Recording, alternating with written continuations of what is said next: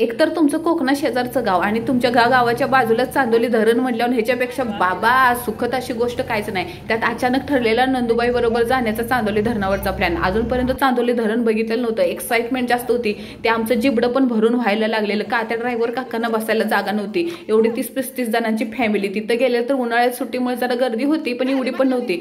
चुल्या मस्तपैकी दगडाच्या मांडण्यात आल्या आणि बायकांनी मस्त जेवण बनवायचा बेत केला। घरूनच भाकरी चपाती बनवून आणलेली होती, भात आणि सुक्का पातळ रस्सा ही तर बनवायचा होता। माझी नंदुबाई आणि त्यांच्या नंदुबाई मस्तपैकी मटण वगैरे धुवायला घेतलं नदीच्या किनाऱ्यावर। तिकडच पाणी आणलेलं बघा ताजं ताजं आणि पोरांनी बाबा गेल्याच पाण्यामध्ये उड्या मग घातल्या। आता जेवण होईपर्यंत दम निघायचा नाही म्हणून चक्क 500 रुपयाचे वडापाव आणलेले आमच्या दाजीने।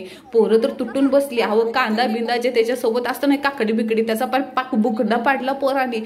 सगळ्यात भारी बघा आपल्याला मजा पोरांसोबतच आली। आणि मेन इकडं पोरांचा आज बेत होता की आज बायकांना आराम आणि माणसं जेवण बनवणार।